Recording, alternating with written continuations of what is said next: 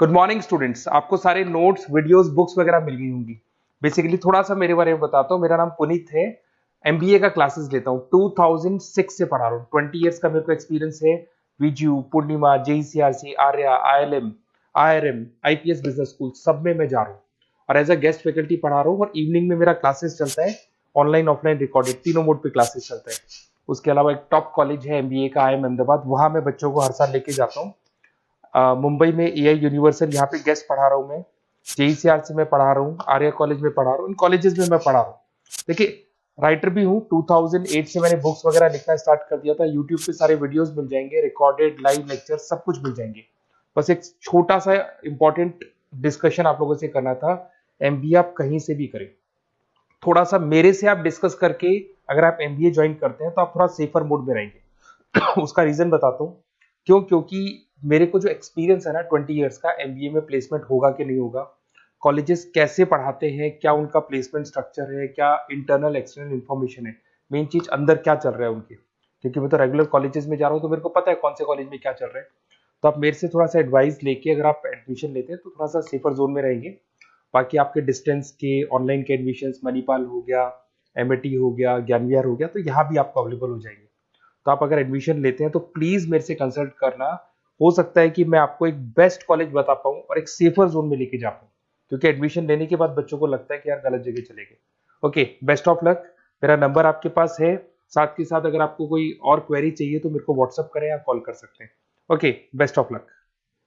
जब हम कोई चीज खरीदते हैं, मान लीजिए एक नया स्मार्टफोन, तो उसकी कीमत देखकर दिमाग में क्या आता है? यार, ये इतना महंगा क्यों है? या अरे वाह, इस पे तो बढ़िया डील मिल रही है। पर क्या हम कभी ये सोचते हैं कि वो कीमत, वो जो एक नंबर है, मतलब वो वहां आया कहां से? वो कोई अंदाजा तो है नहीं। बिल्कुल नहीं। हर कीमत के पीछे एक कहानी होती है, एक सोची समझे रणनीति। किसी भी कंपनी के लिए प्राइसिंग, मतलब अपने प्रोडक्ट की कीमत तय करना, शायद सबसे क्रिटिकल डिसीजंस में से एक है। ये सिर्फ ये तय नहीं करता कि कंपनी कितना पैसा कमाएगी, बल्कि ये भी तय करता है कि मार्केट में लोग उस कंपनी को, उसके प्रोडक्ट को देखेंगे कैसे। और आज हम इसी कहानी की परतों को खोलने वाले हैं। हमारे पास जो स्रोत हैं वो कॉर्पोरेट प्राइसिंग पॉलिसी के स्ट्रेटेजिक डिटर्मिनेंट्स, यानी उन रणनीतिक वजहों पर बात करते हैं जिनसे कीमतें तय होती हैं। हमारा मिशन है एक सीईओ की तरह सोचना। सबसे पहले हम देखेंगे कि सीधे सीधे मुनाफे के लिए कीमतें कैसे तय होती हैं। फिर हम समझेंगे कि कभी-कभी बाजार जीतना मुनाफे से ज्यादा जरूरी क्यों हो जाता है, भले इसके लिए पैसे जलाने पड़े। और आखिर में हम उस मुश्किल सवाल पर पहुंचेंगे, क्या कीमत सिर्फ बिजनेस के लिए होती है या समाज के लिए भी? तो चलिए इस सफर पर निकलते हैं और उन 10 मुख्य उद्देश्यों को समझते हैं जो किसी भी प्रोडक्ट के प्राइस टैग के पीछे छिपे होते हैं। Okay, let's unpack this. सबसे पहला और सबसे ऑब्वियस लक्ष्य है प्रॉफिट मैक्सिमाइजेशन, यानी मुनाफे को सबसे ज्यादा करना।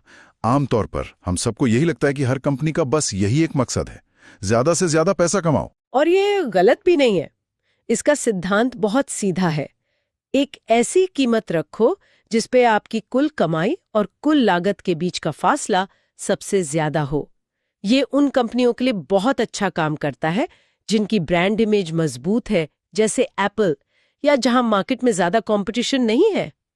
लेकिन यहाँ एक पेंच है।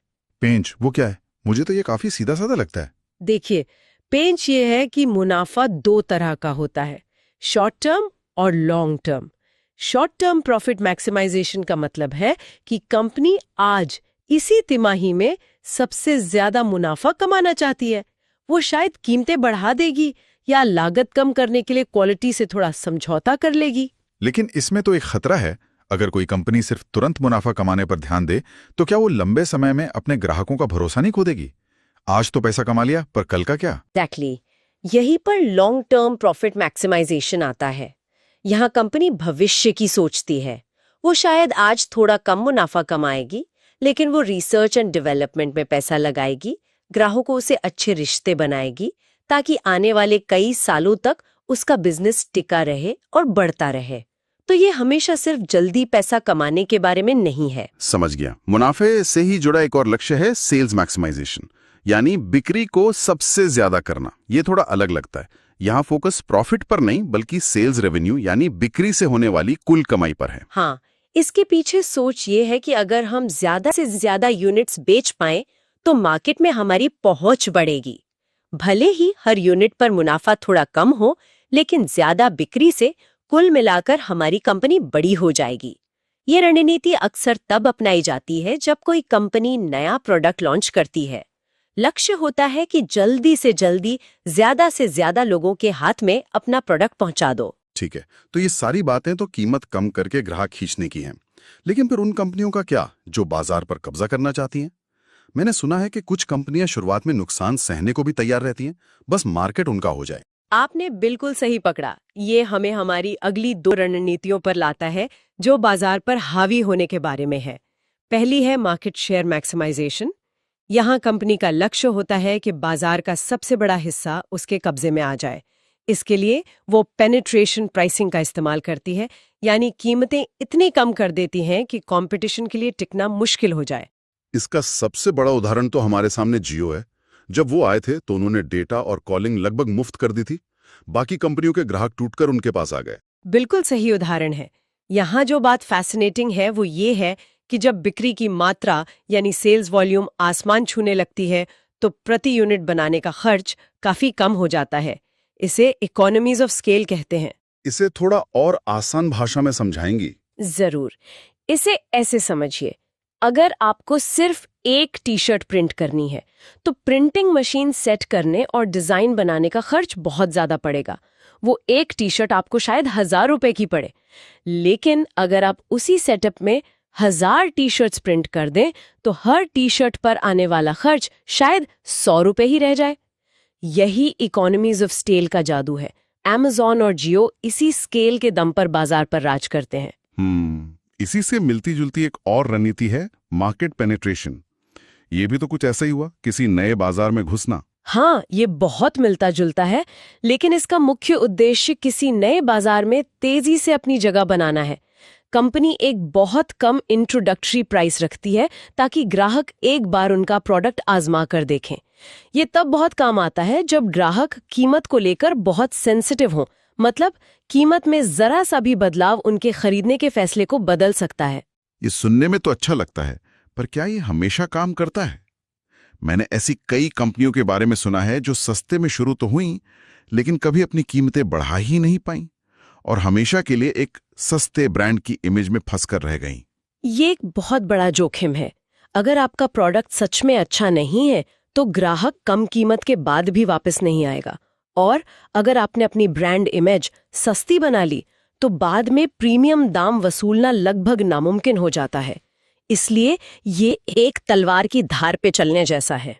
ठीक है, अब तक हमने कीमत कम करके बाजार जीतने की बात की, लेकिन फिर लुइस विटॉन, रोलेक्स या फरारी जैसे ब्रांड्स का क्या?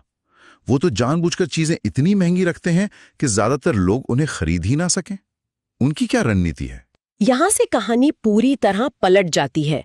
ये हमें ले आता है प्रीमियम प्राइसिंग की दुनिया में, और इसकी सबसे दिलचस्प रणनीति है स्किमिंग प्राइसिंग। इसमें कंपनी जब कोई नया इनोवेटिव प्रोडक्ट लॉन्च करती है तो शुरुआत में उसकी कीमत बहुत ज्यादा रखती है। एक मिनट, तो आप कह रही हैं कि एक कंपनी जानबूझकर अपना प्रोडक्ट इतना महंगा लॉन्च करेगी ये जानते हुए कि ज्यादातर लोग उसे नहीं खरीदेंगे? ये तो बिजनेस के उसूलों के खिलाफ लगता है। ऐसा क्यों करेगा कोई? इसका असली मकसद सिर्फ अर्ली अडॉप्टर्स यानी उन लोगों से पैसा कमाना नहीं है जो नई चीज के लिए कुछ भी देने को तैयार है। ऊंची कीमत एक सिग्नल है। ये कहती है कि ये प्रोडक्ट इतना क्रांतिकारी है कि इसकी कोई तुलना ही नहीं है। एप्पल हर नए आईफोन के साथ यही करता है।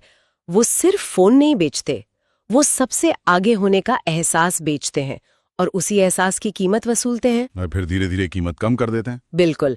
जब शुरुआती मांग पूरी हो जाती है और बाजार में कंपटीशन आने लगता है तो वो कीमत कम कर देते हैं ताकि बाकी ग्राहक भी उसे खरीद सके। ये एक बहुत ही स्मार्ट तरीका है एक ही प्रोडक्ट से अलग अलग समय पर अलग अलग ग्राहक वर्गों से पैसा कमाने का। और अगर कोई कंपनी हमेशा ही ऊंची कीमत बनाए रखना चाहे तो, जैसे लग्जरी ब्रांड्स करते हैं, उसके लिए है प्रोडक्ट क्वालिटी लीडरशिप का उद्देश्य। यहाँ ऊंची कीमत ही प्रोडक्ट की बेहतरीन क्वालिटी का सबसे बड़ा सबूत बन जाती है। ग्राहक ज्यादा कीमत इसलिए चुकाता है क्योंकि उसे भरोसा होता है कि उसे सबसे अच्छा सामान मिल रहा है। इसका लक्ष्य एक प्रीमियम छवि बनाना और ब्रांड की प्रतिष्ठा को बढ़ाना है। यहाँ कीमत कम करना ब्रांड को नुकसान पहुंचा सकता है। ये तो सब अच्छी अच्छी बातें हो गई जब कंपनी या तो प्रॉफिट कमा रही है या बाजार पे कब्जा कर रही है। लेकिन तब क्या होता है जब हालात मुश्किल हों? मान लीजिए मंदी का दौर है या मार्केट में गला काट कॉम्पिटिशन है। ऐसे समय में ये सारी बड़ी बड़ी रणनीतियां खिड़की से बाहर चली जाती हैं। तब कंपनी का सिर्फ एक ही लक्ष्य होता है, सर्वाइवल, यानी बाजार में किसी तरह टिके रहना। मतलब जान बची तो लाखों पाए वाला हिसाब। बिल्कुल, ऐसी स्थिति में लाभ कमाना प्राथमिकता नहीं रह जाता। कंपनियां कीमतें इतनी कम कर देती हैं कि बस उनकी लागत निकलती रहे और कंपनी बंद होने से बच जाए। ये एक डिफेंसिव और शॉर्ट टर्म रणनीति है जिसका एकमात्र मकसद मुश्किल समय से बाहर निकलना होता है। ये कंपनी के लिए एक तरह का पैनिक बटन है। ठीक है, अब कुछ स्थिर और सुरक्षित तरीकों की बात करते हैं। एक रणनीति है टारगेट रिटर्न ऑब्जेक्टिव। यहां कंपनी निवेश पर एक निश्चित रिटर्न यानी रिटर्न ऑन इन्वेस्टमेंट ROI हासिल करने का लक्ष्य रखती है। हाँ, ये रणनीति असल में निवेशकों और मैनेजमेंट को शांत रखने का एक तरीका है। कंपनी कहती है हमने इस बिजनेस में 100 करोड़ लगाए हैं और हमारा लक्ष्य है कि हर साल इस पर कम से कम 15% यानी 15 करोड़ का मुनाफा कमाएं। अब कीमत इसी हिसाब से सेट की जाती है कि ये टारगेट पूरा हो जाए। ये बहुत सुरक्षित, अनुमानित और नियंत्रित तरीका है। बड़ी स्थापित कंपनियां इसे काफी पसंद करती हैं। और अब उस रणनीति पर आते हैं जो शायद हम सबसे ज्यादा देखते हैं, कॉम्पिटिटिव प्राइसिंग ऑब्जेक्टिव, यानी अपने दाम कॉम्पिटिटर को देख कर तय करना। ये सबसे आम है। इसमें 3 रास्ते होते हैं। या तो आप अपनी कीमत कॉम्पिटिटर के बराबर रखें, या उससे थोड़ी कम, या फिर उससे थोड़ी ज्यादा। हाँ, ये तो बिल्कुल वैसा है जैसे हमारे घर के पास वाली 2 सब्जी के दुकानों में होता है। अगर एक आलू 25 रुपए किलो बेचता है तो दूसरा तुरंत 24 कर देता है। आपने एकदम सही समझा। इसका मुख्य उद्देश्य बाजार में अपनी स्थिति बनाए रखना और प्राइस वॉर्स यानी कीमतों की लड़ाई से बचना है। अगर आपका कॉम्पिटिटर 100 रुपए में कुछ बेच रहा है तो आप 99 रुपए रखकर ये संदेश दे सकते हैं कि हम सस्ते हैं। 100 रुपए रखकर कह सकते हैं कि हम भी उतने ही अच्छे हैं, या 101 रुपए रखकर ये जता सकते हैं कि हम शायद थोड़े बेहतर हैं। यहां तक कि चर्चा से ऐसा लगता है कि सारे फैसले सिर्फ मुनाफे, बिक्री या कंपटीशन को ध्यान में रखकर लिए जाते हैं। लेकिन क्या ये हमेशा सिर्फ पैसे और बिजनेस के बारे में ही है? क्या कंपनियों की कोई सामाजिक जिम्मेदारी नहीं होती? ये एक बहुत जरूरी सवाल है और इसका जवाब है नहीं, ये हमेशा सिर्फ पैसे के बारे में नहीं होता। कुछ कंपनियां सोशल एंड एथिकल ऑब्जेक्टिव्स यानी सामाजिक और नैतिक उद्देश्यों को भी अपनी प्राइसिंग में शामिल करती हैं। इसका क्या मतलब हुआ? क्या कोई कंपनी जानबूझकर कम मुनाफा कमाएगी? हाँ, कुछ मामलों में। इसका मतलब यह है कि कंपनी अपने सामाजिक दायित्वों को समझती हैं। मिसाल के तौर पर कोई दवा बनाने वाली कंपनी किसी जान बचाने वाली दवाई की कीमत सिर्फ प्रॉफिट के आधार पर तय नहीं कर सकती। उसे ये भी देखना होगा कि वो ज्यादा से ज्यादा लोगों की पहुंच में हो। या फिर बाढ़ या भूकंप जैसी आपदा के समय कोई कंपनी पानी की बोतल या खाने के पैकेट की कीमत बढ़ा नहीं सकती, भले ही डिमांड बहुत ज्यादा हो। तो ये सिर्फ अच्छा इंसान बनने के बारे में है या इसका कोई बिजनेस फायदा भी है? दोनों ही बातें हैं। एक तरफ तो ये कंपनी की जिम्मेदार छवि बनाता है जिससे लंबे समय में ग्राहकों का भरोसा बढ़ता है। दूसरी तरफ कई देशों में सरकारें जरूरी चीजों की कीमतों पर नजर रखती हैं, तो सरकारी नियमों का पालन करना और ग्राहकों के कल्याण का ध्यान रखना एक अच्छी बिजनेस स्ट्रेटेजी भी है। ये दिखाता है कि प्राइसिंग का एक सामाजिक पहलू भी है। तो हमने देखा कि किसी प्रोडक्ट के प्राइस टैग के पीछे कितनी गहरी सोच हो सकती है। ये सिर्फ एक नंबर नहीं बल्कि एक शतरंज की चाल की तरह है। इसके पीछे के मकसद बहुत अलग अलग हो सकते हैं, ज्यादा से ज्यादा मुनाफा कमाने से लेकर बाजार में सिर्फ टिके रहने तक, और बाजार पर कब्जा करने से लेकर समाज की भलाई करने तक। और कौन सा उद्देश्य चुना जाएगा ये किसी एक चीज पर नहीं बल्कि कई चीजों पर एक साथ निर्भर करता है।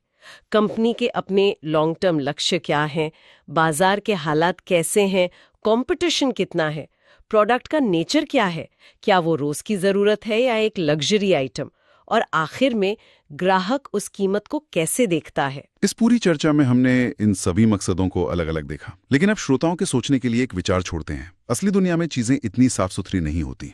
तो सवाल यह है, क्या एक ही कंपनी एक ही समय पर अपने अलग अलग प्रोडक्ट्स के लिए इन कई रणनीतियों पर एक साथ काम कर सकती है? यह एक बहुत ही दिलचस्प पहेली है। उदाहरण के लिए सोचिए कि क्या एक बड़ी टेक कंपनी अपने एकदम नए फ्लैगशिप फोन के लिए स्किमिंग रणनीति अपना सकती है, जहां वो शुरुआत में बहुत ऊंची कीमत रखकर टेक्नोलॉजी के दीवानों से पैसा कमाती है और साथ ही अपने 2 साल पुराने मॉडलों के लिए कॉम्पिटिटिव रणनीति अपनाती है, जहां कीमतें बाजार में मौजूद दूसरे फोनों के बराबर हों, और उसी समय किसी विकासशील देश में अपनी नई क्लाउड स्टोरेज सर्विस के लिए मार्केट पेनिट्रेशन रणनीति अपना सकती है, जहां कीमत लगभग मुफ्त रखी गई हो ताकि करोड़ों नए यूजर्स जुड़ जाएं। एक ही कंपनी के भीतर ये अलग-अलग प्राइसिंग के लक्ष्य एक दूसरे को कैसे प्रभावित कर सकते हैं? क्या एक प्रोडक्ट की प्रीमियम इमेज दूसरे की सस्ती इमेज को खराब कर सकती है? या यह एक मास्टर स्ट्रोक है जिससे हर तरह के ग्राहक को साधा जा सकता है। इस पर विचार करना जरूरी है।